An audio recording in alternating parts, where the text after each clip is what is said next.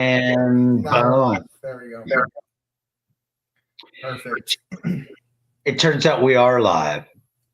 We are live.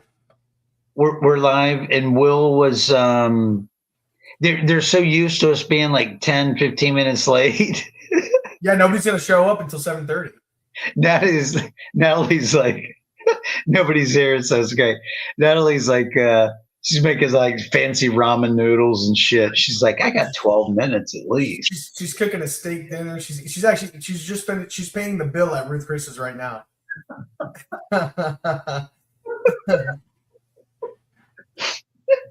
Oh my gosh, this worked out perfect. Hey, I like your hat, by the way. That's a cool fucking hat. This is my it's a Sebring 12 hours of Sebring hat from 2007 2008. Wait, bring it closer to the camera. Oh yeah. Oh, and it says 12 hours of Sebring. That is a fucking cool hat, dude. And I think it has the year. They always put the year on there because people 54th annual, yeah. Yeah. Cool. That is super cool. Yeah. All right. We have one participant.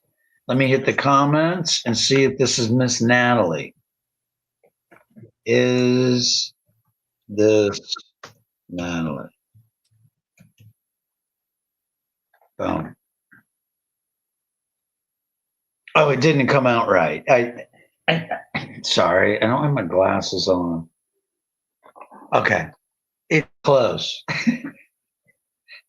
You just have a punctuation mark in the middle. I think you need to buy another set of those glasses, Phil, from the convenience store.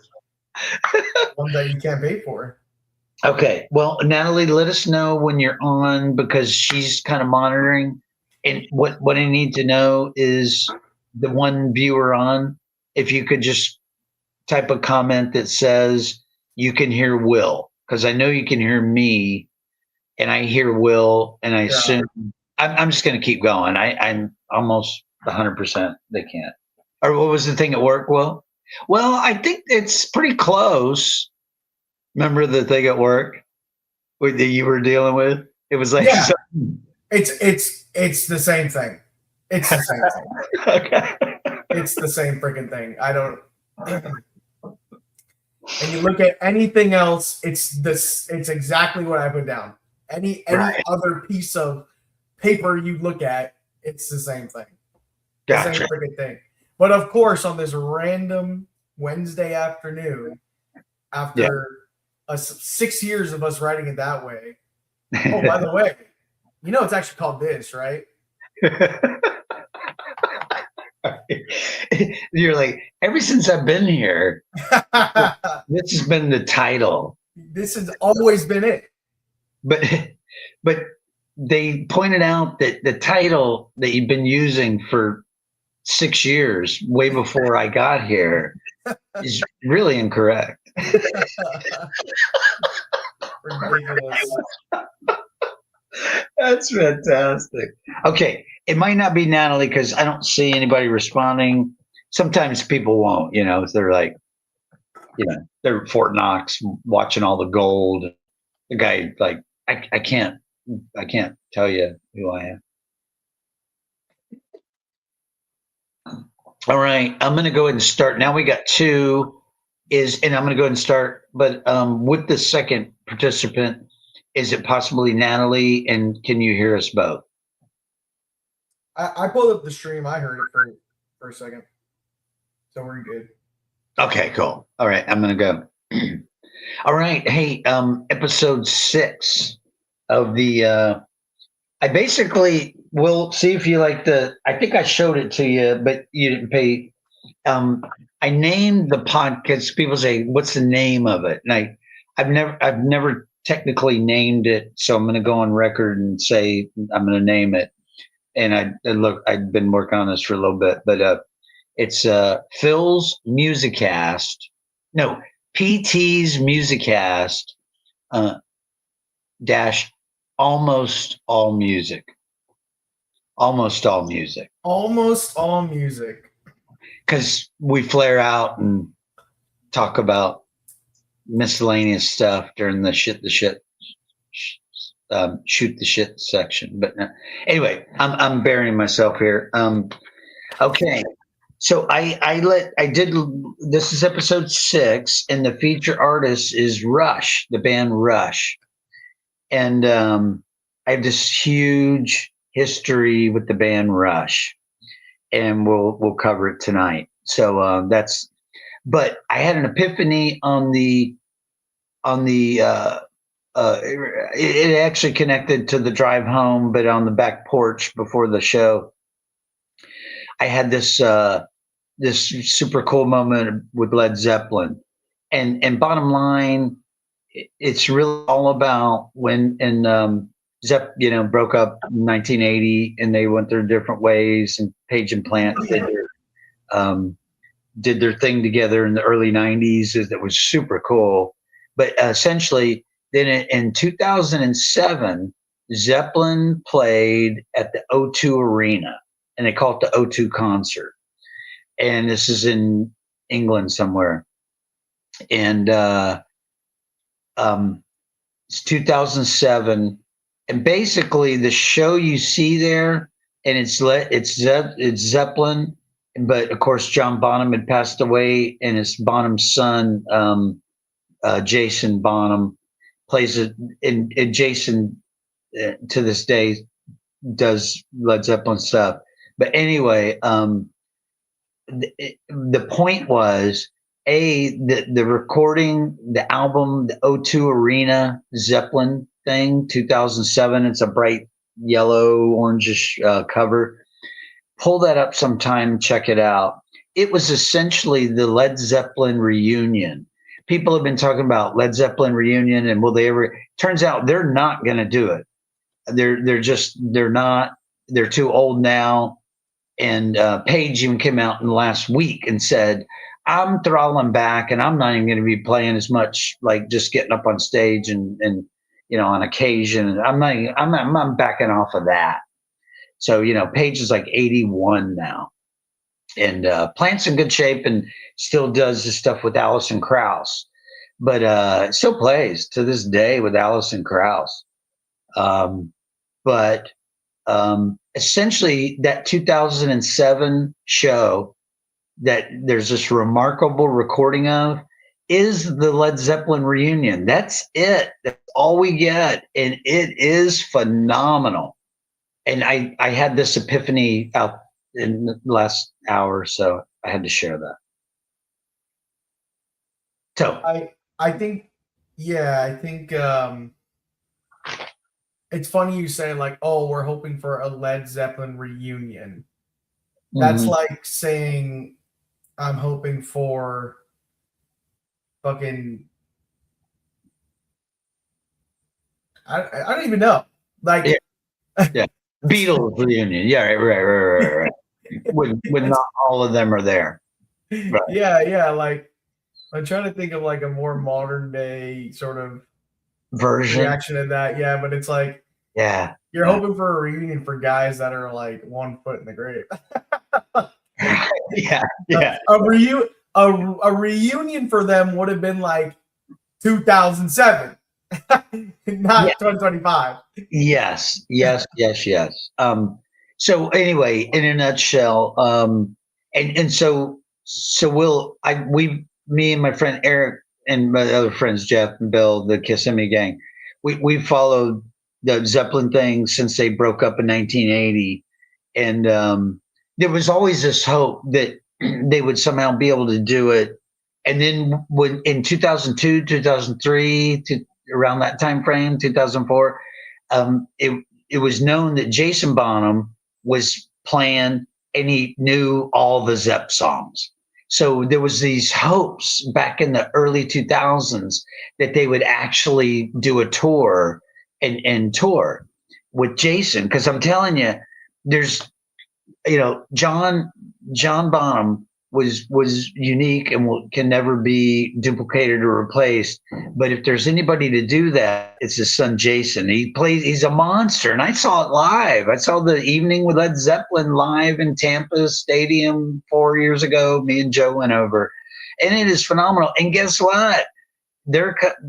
Jason with the evening with Zeppelin is the Thursday night at Daytona at Rockville. Yeah. He's gonna play Yeah, there. yeah. So I'm gonna see that. So I'll see him a second time do it, and it's phenomenal. Anytime you ever get a chance to see that, it's Jason Bonham evening with Zeppelin. Go see it. My goodness gracious! Oh my God, it's great. They cover it. It's just I just have to stop because I could just keep going on. But okay, we got some stuff here. But anyway, that was a insert prior to the introduction of episode 6, Rush. All right, we got MCJB on. All right, it's my nephew, Jordan. Jordan, I see that. That's cool. I think I don't really have to use the mouse pads. Maybe I don't have to do anything. Okay, cool. So that was that. Episode 6. And this episode is going to include playing several. I'm going to do like medley, just blast through songs on two of their. I think my 2 of my favorite albums. Anyway, Okay. we'll stop with that. Okay, now here's the official. Now I'm on to page 1 there. Will. Yeah, my introduction to Rush. My brother gave me the double live album, All the World's a Stage. And I was in 10th grade. And he gave it to me when I was in 9th grade. But in 10th grade, I had this power after hearing this record like nonstop and pretty much wearing out LP records, 77. And it's All the World's a Stage. It's live. It's a live double album. And it's just, but that was the first record I got of Rush. Well, I had already gone through Yes. I had already been a huge Yes fan at that point. And then so we're talking prog rock. This is progressive rock. It's termed prog rock, and it's a big genre, and there's many bands, but there won't be any friend of mine alive that would say Rush doesn't fall into the prog rock category. But anyway, so he gives me the thing. I listened to it, and it was like this new pathway from Yes to something else. And then in parallel, a year later, I discovered Zeppelin, and then hence the connection there with the opening story. But so that's that. This is the intro. You But can only listen to Aerosmith for so long. You know what I mean? Yeah. So what's going on in the background during the skateboarding days is Aerosmith really has eclipsed everything. And I'm listening to that mostly per episode 4 or episode 5. 4 because Carolyn was 5. Yeah. Oh, yeah, because it's 6. Yeah. Will missed. Will, you could. Will was absent in the last episode, and I felt like my wingman was gone, but you felt the ghost. But I had the interview planned, and it was perfect timing. So I interviewed Carolyn. It went really well. So how was the game? Tampa Bay Bucks. It was okay. So, well, for one thing, it was cold. It was very cold. It was Right. in the 50s. We were up in the nosebleeds, and the wind was blowing. Mm-hmm. I never been to a Bucks game, so I didn't really know like all their chants and stuff like that. But let me tell you, I learned very fast the way they like to say stuff like the way they say first down and all that stuff. It was a very exciting game. At first, it was a little on the slower end, but then it started to pick up. It was pretty high scoring. Saw some crazy bombs like Baker Mayfield airing it out, Kirk Cousins airing it out, and the halftime show they had a drone light show. I'd never seen that before at a halftime show, and it was like on the north side of the stadium. Yeah. These drones like just came up past the bleachers or whatever. Yeah. And they were like doing some really cool like imagery. It was cool. And then, of course, unfortunately, the first game I ever go to watch Tampa Bay play at home, they lose on a game-winning field goal. So Mm, that was a little bit of a disappointment. However, it was a fun game nonetheless. So, mm. but it was a cool time, man. It was super, super cool. You were partying it up down here. I was living it up over there. Right, Yeah, right. it was fun. Yeah. Very cool. So that was the last episode. Will went and saw Tampa Bay Bucks play. And Car- Carolyn turned me on to a couple bands, and one of them stuck.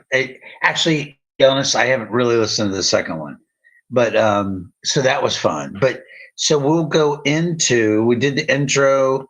The live album was my introduction to Rush. All the World's a Stage in '77. Um, and the other part of the intro is I'm following the notes closer. This episode is going to be much better because we were on time and I got shit together more basically. Let's go. Yeah, I think my friend Mitch in Seattle said, "Just get your shit together, man. Tighten it up." Tighten up, brother. Tighten up. So that's what we're doing. Every girl's crazy for a sharp dressed man. Kablam. That I sang that song in my first band. You throw out these references that have direct like correlation to my Well, past. shit, that's a good one, man. That's a good one to play. That's a fun song. It was fun, but we won't go off on that tangent. I'm still going to do an episode about the bands I was in. I haven't done that, and it's going to be take up the whole show.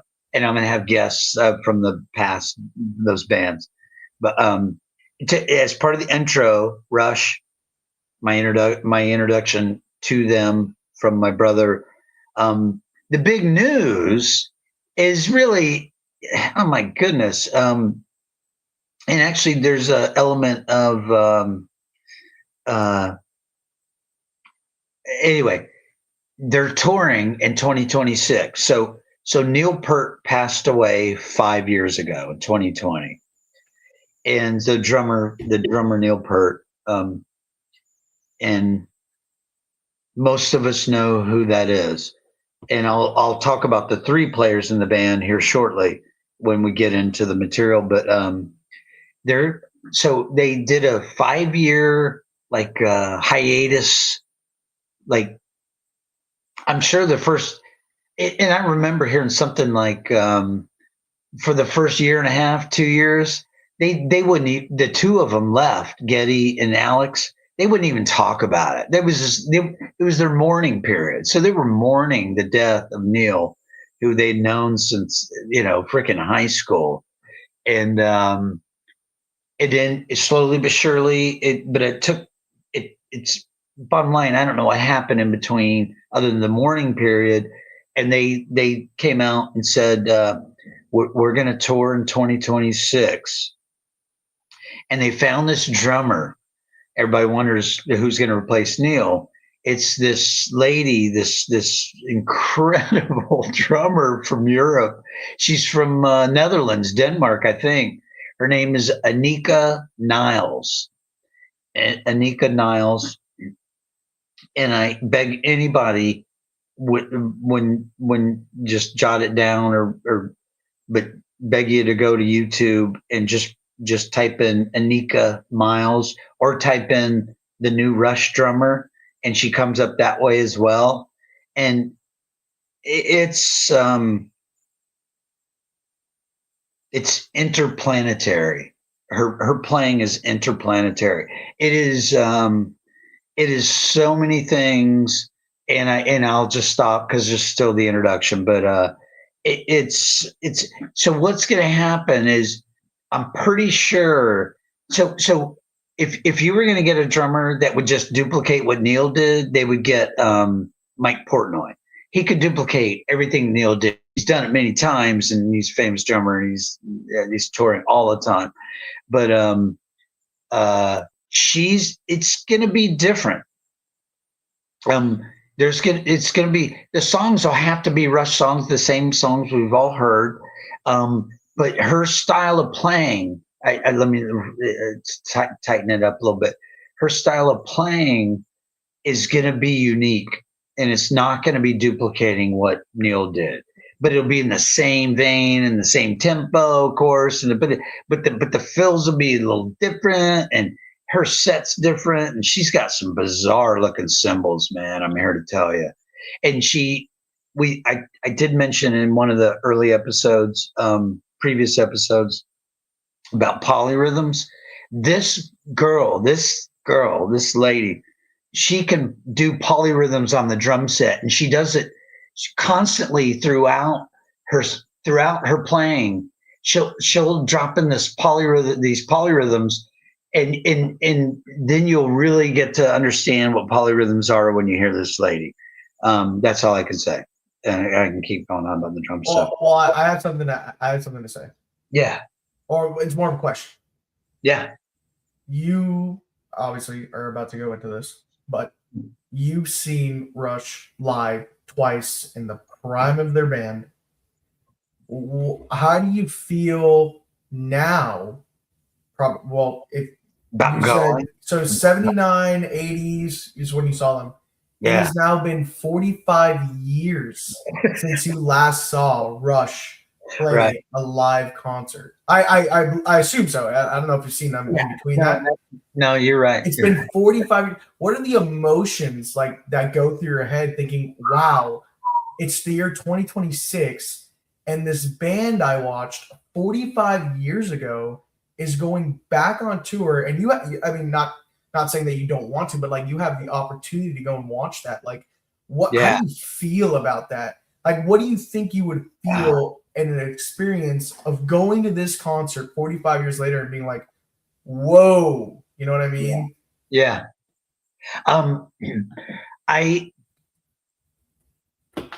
But like, so this, I've never even thought about this. I thought, like, I had some conscious thoughts of like, man, would you go? Just like, because I would go to see her with I would go to hear a different version or rendition Right, of of these Rush. songs we love, Right. in the songs I remember and saw. It's kind of, it's just a tenth overwhelming. Do you think it would feel like Rush, or would you feel like you're watching a different band? No, I think we're seeing Rush with a twist. I think we're seeing Rush with a twist, and it's going to be a great twist because this chick's drumming. I've never seen anything like it. I don't know if I mentioned that. I've done Facebook posts on it back when she was announced back in August, September, October time frame. It came out that, hey, there was this buzz, and then she popped up, and then in a month and a half later, Getty and Alex said, Anika's our new drummer, and we're going to tour in 2026. And I was just like, oh my gosh. But so bottom line is, I will go in Florida, but I won't spend a gazillion dollars doing it. Yeah, of course. Yeah. Yeah. Cause you see the ticket. I'm going to show the tickets later here in the main feature section, and you'll see the prices on the tickets. And I have a thing about prices with tickets. It could be Peter Gabriel, one of my favorites ever. And if he was coming to, Orlando, I have a limit to how much I'll pay for a ticket. It's like $200. I'm not going to pay any more than $200 to see anybody. Yeah, So I'm kind of on the same. Yeah, it would depend on that. Like, it is just not, at that point you're scalping. Like, you're having more money than you need. It's different if you were sitting down at a table with them drinking a beer. I'll pay more for that. Yeah. You get to see them after the show, get a beer with them, maybe buy them a shot of Patron Silver, But right. And sometimes those experiences, you don't have to pay anything. You just get to walk in. Sometimes it's free. Yeah. And oftentimes it's free and you just walk in. And hey, that segue is perfect and we can get on with it. I did want to mention some local bands and talk about getting in free to places where you can go see great music. And Sanford, of course, and all the shows there. And a lot of that stuff is free.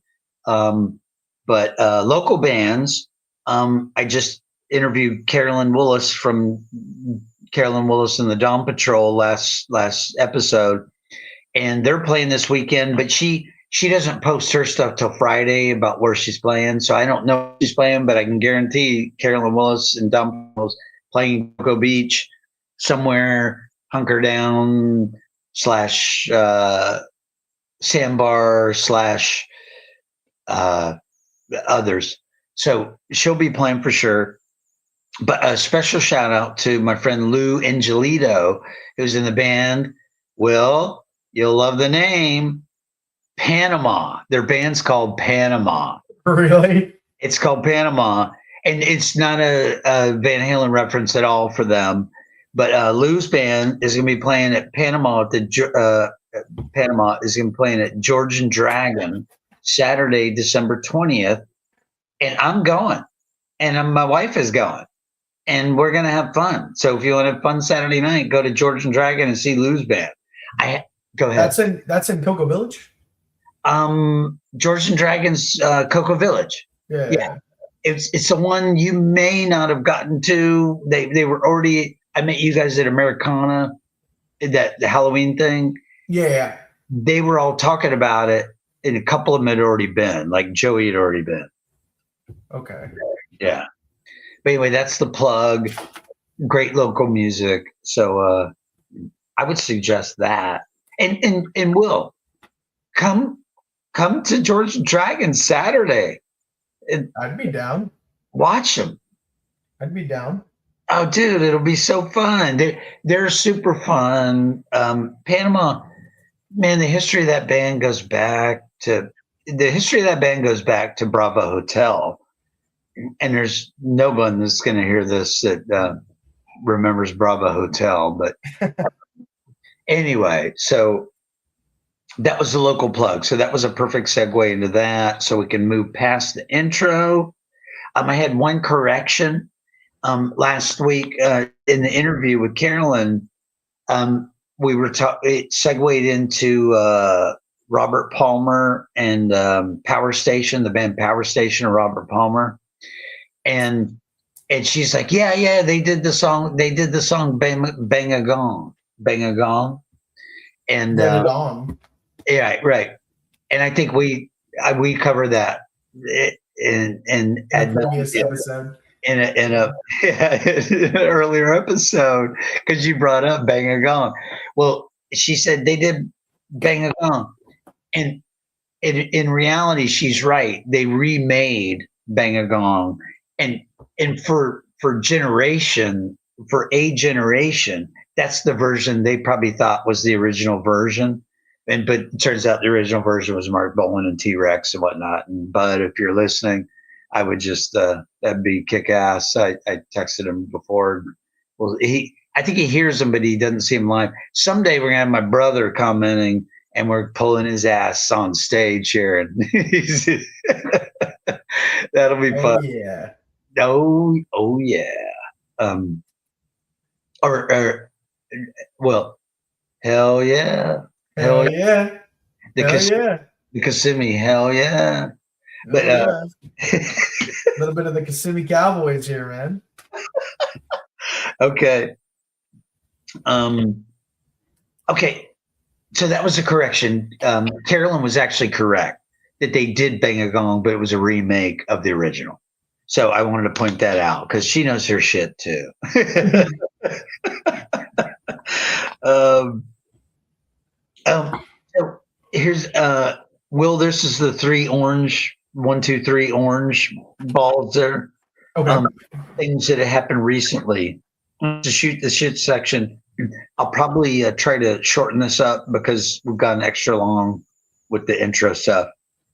But when on Carolyn's suggestion. Turns out Ricky Carroll, the surfboard maker and Carolyn's drummer, Ricky Carroll, throws a Christmas party every year, and it was Sunday, and it's a mile from my house. I'm in Rockledge in Chelsea Park, and his surfboard manufacturing plant, his buildings, is on Gus Hip, and Gus Hip runs immediately north, parallel to Chelsea Park.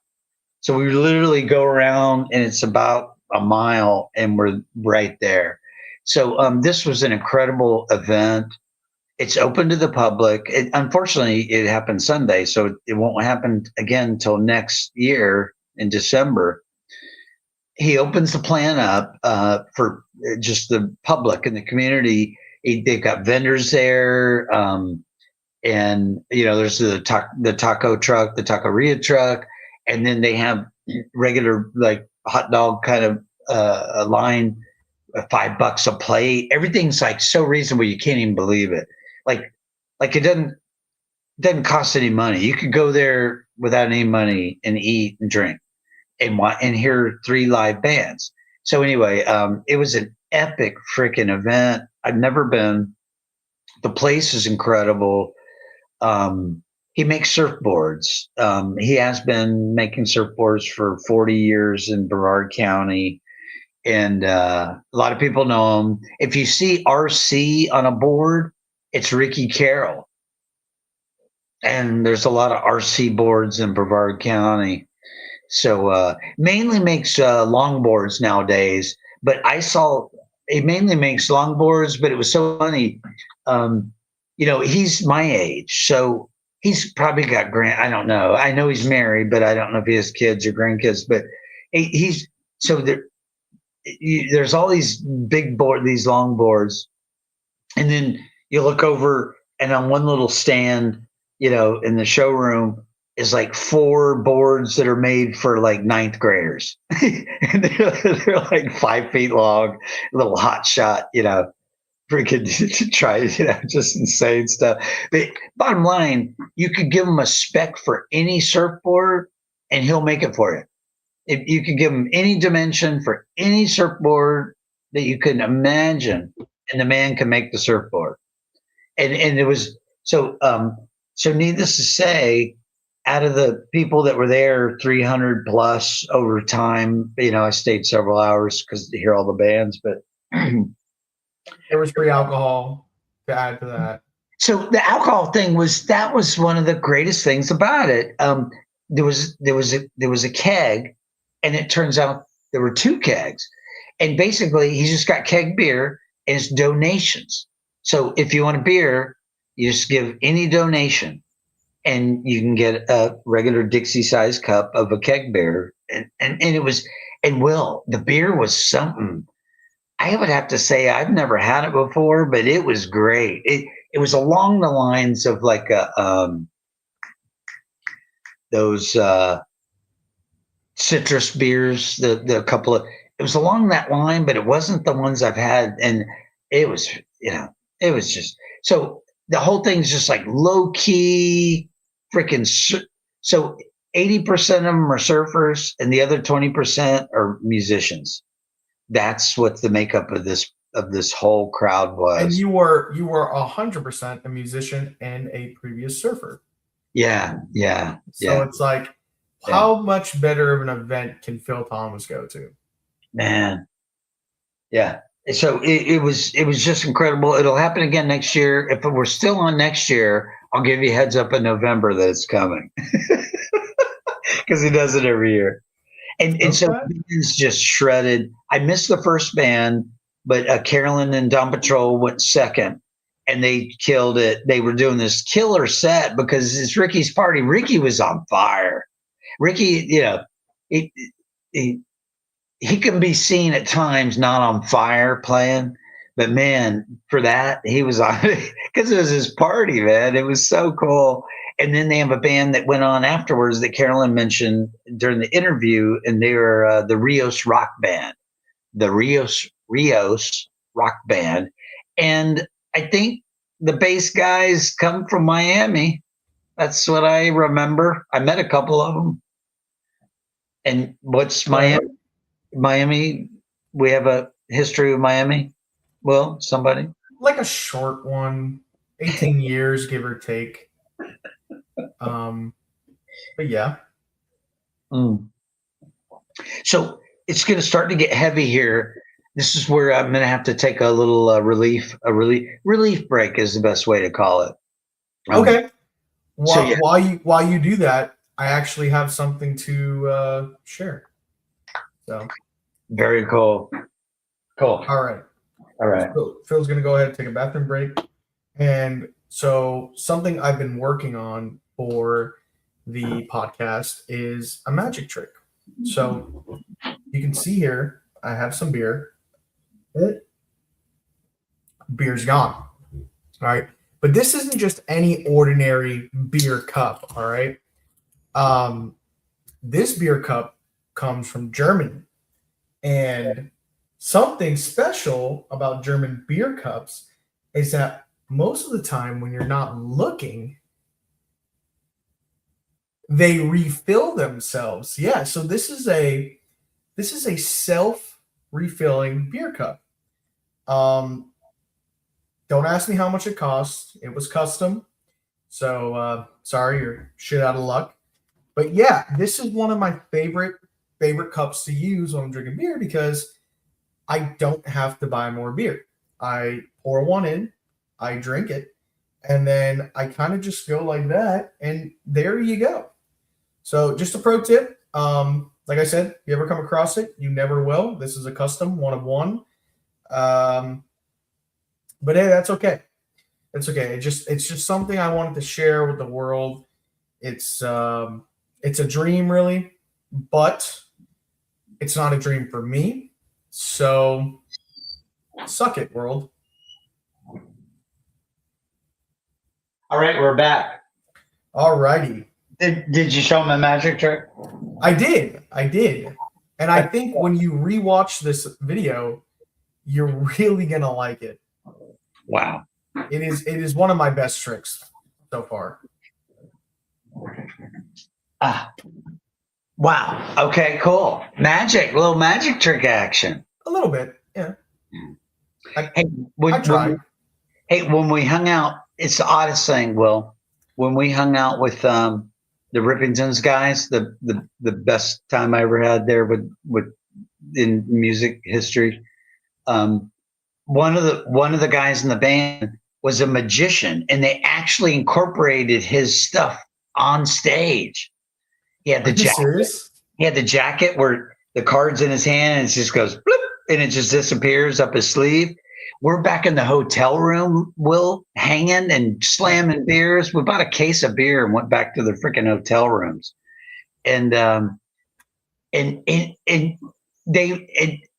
course, the guys in the band brought it up. They're like, show us the thing again. And so he puts the jacket on and he's got the card, and he was sitting there right in front of us doing it. He did it like 2 or 3 times, and he could really change the speed and try to do it slow. It really is instant motion, but we're in this room and the guy's a magician and he's showing us this like pro, Vegas freaking, it was killer, man. It was so, That's awesome.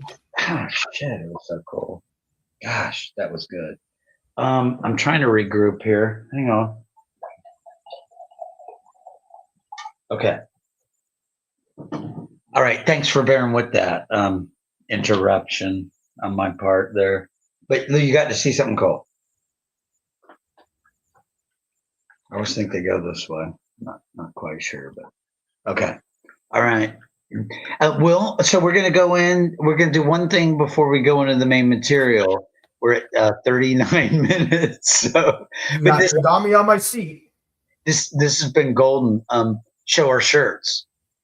Oh, okay. Yeah, I'm wearing a shirt that I bought when I took Phil to see the legendary Pierce the Veil in Orlando. Wow. So that is the shirt that I had chosen for our Rush segment today. Mine is on the comedy side.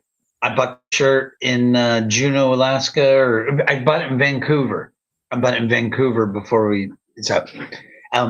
It's great. I wore it once in public, and everybody that observed it laughed and thought it was great. There was no like sensitivity issue.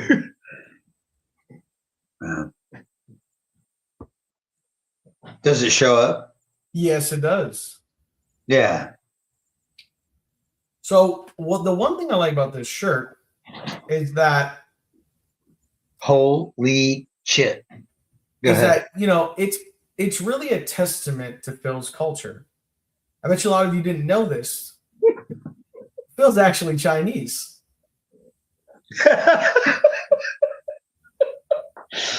So he felt that this shirt would better describe his heritage to someone that they wouldn't really get just by looking at him. And we have a culture abound here in this visual of these two gentlemen. And it's not me. It's not me. And it's a wonderful culture. And my brother and I studied. Let me rephrase that. We were very interested. He studied. I was interested just from his everything Bud did. I glommed on and checked out, and Eastern philosophies, Buddhism and Hinduism, in particular Hinduism. Alan Watts and stuff. We were reading some books back then, and I was just, following in his footsteps. And man, that's wonderful stuff. Holy crap! We went east. We went east, but we're gonna come back. All right. Okay, I'm excited here, Phil. Yeah. So we covered Ricky Carroll's party. There's the Eddie Van Halen thing. I'm gonna skip today because we don't have enough time. Okay. It's epic. It's as epic as that Zeppelin thing almost story I told at the beginning. I spent 5 minutes talking about Led Zeppelin. I had a intervention on the porch before we started, and I just had to talk about it. It's incredible. Anyway, so with that, I think I've covered everything on the sheet up to this point. And then I'm going to go into sheet 3 and talk about these 3 gentlemen. I did not look up. Here, let me, we got some people here. Let me see. I put the folder with the sheets on top of my keyboard, and then I don't have my mouse to look at the comments. So we're looking at and my nephew Jordan's asking when is his interview. Jordan, it'll be after the first of the year. It'll be in 2026. We'll slot you in late January. Dream Theater. So somebody wrote Dream Theater down, and oh my goodness gracious. Huge fan, Mike Portnoy, and please forgive me, I can see his face. The wonderful guitarist, John Petrucci. John Petrucci's the lead guitarist for Dream Theater. And if you ever, and they're touring again with Mike. The Dream Theater was together forever. They broke up. And then when Dream Theater got back together in the post 2010, Mike Portnoy, the drummer, who's essential to that band as much as Petrucci and the rest of them, they went their separate ways. Anyway, they've got back together, and Portnoy's back with them, and they're doing Dream Theater shows. And they're touring right now. Check it out if you want to go see them. I'll tell you, it'll be it'll be great. Okay, good. I'm caught up with the comments. Okay. So then I can put the pages back here. So Rush, my goodness gracious, the band Rush from Canada. The one thing I did not look up is it evades me what city they were from. I think it was Toronto, Ontario. Oh, thank you, Toronto, Canada. I met a family from Toronto, Canada back in '89 in Costa Rica.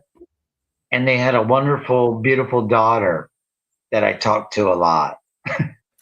They were from Toronto.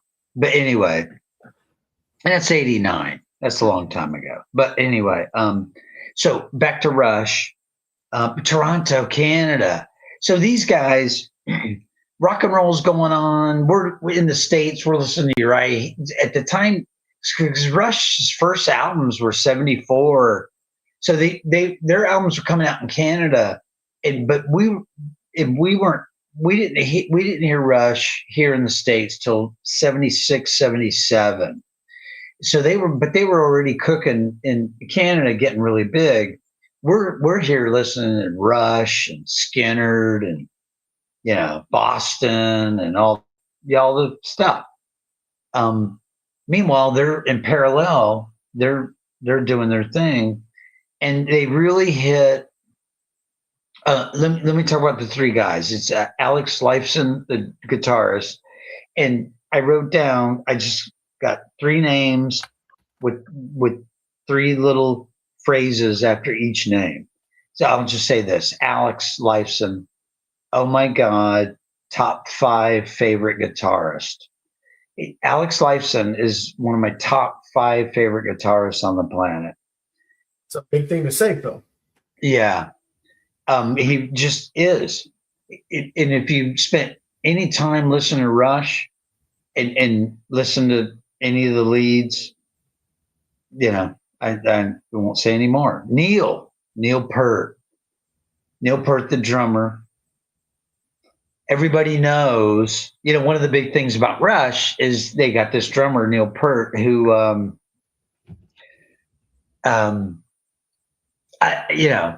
if you want to describe it as a Buddy Rich, as a prog rock band with a Buddy Rich style drummer,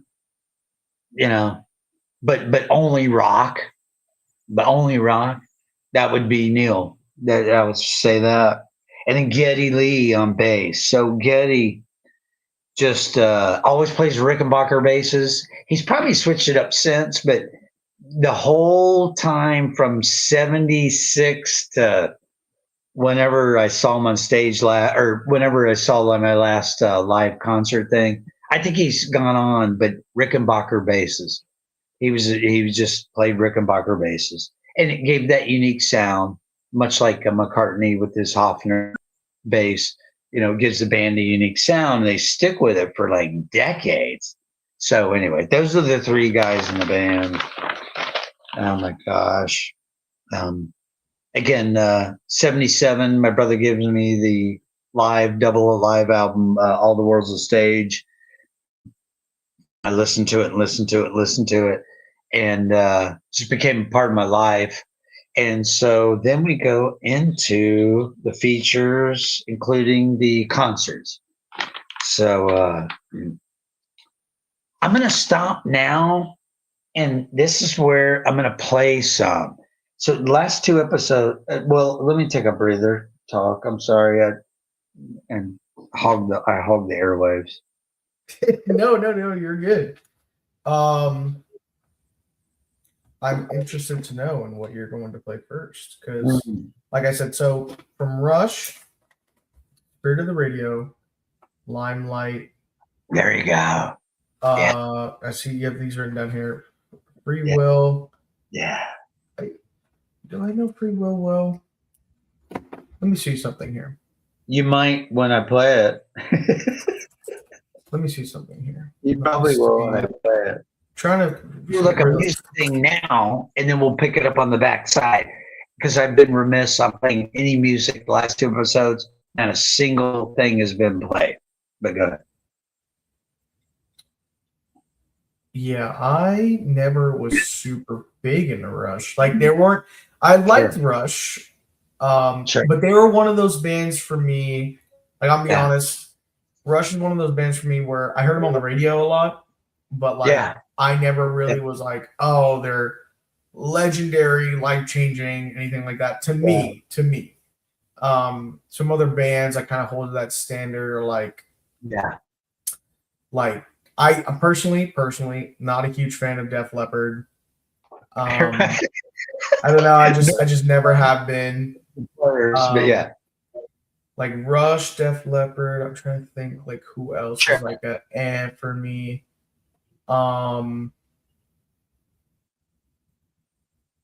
What's like a good example? Maybe like Kansas or Chicago.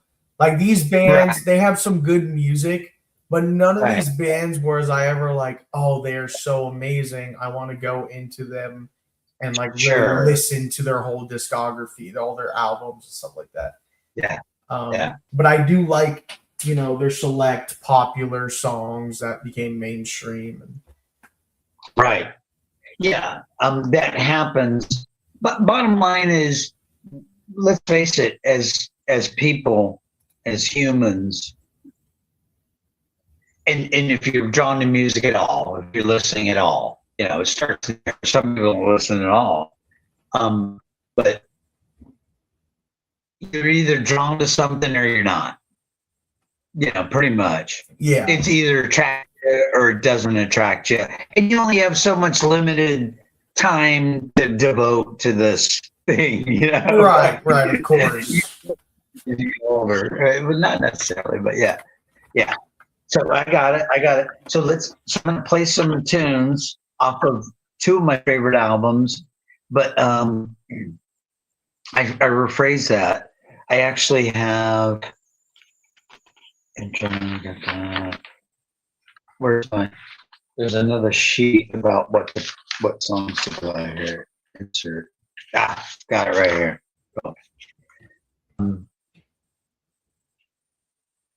So since I mentioned All the World's a Stage, I'm going to start with that, and I'm just going to play the beginning of the first song, Bastille Day. So they do a Bastille Day is Bastille Day. Canada is Bastille Day, where I think they won their independence from France or whoever owned them at the time.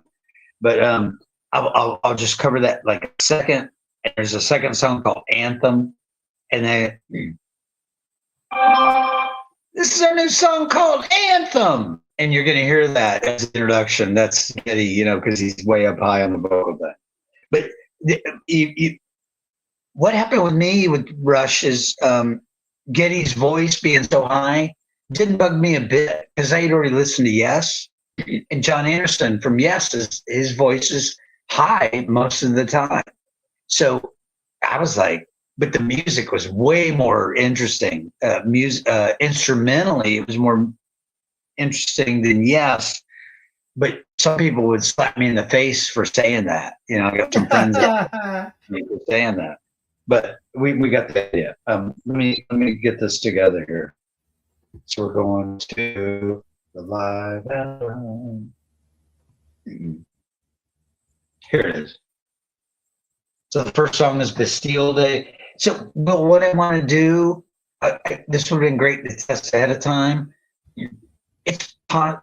I'm going to start the song with the speaker sitting on the little table to my left. Okay. One time you said, hey, it sounds good, just not near the microphone. Yeah. Sometimes I get it too close and but sometimes it's just a horrible scenario. I don't know what to say. So this is called Bastille Day. It's live. 77. I'm in my bedroom listening to this. That's the scoop. All right.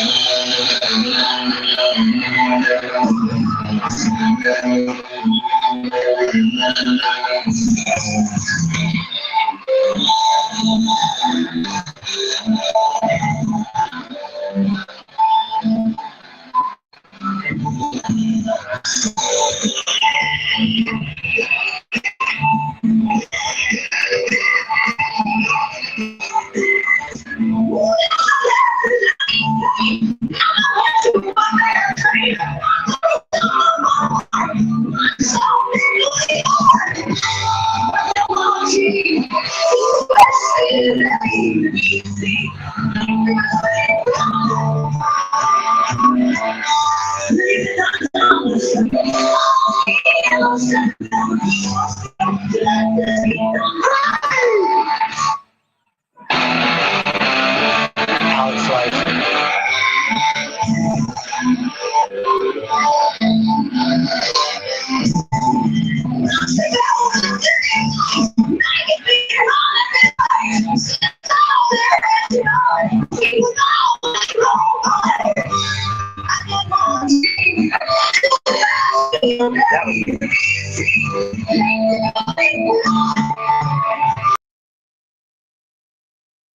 Well, oh, well, somehow Phil has exited his own stream. So that is interesting. um, Hold on. Let's see if we can bring that back. We will be right back.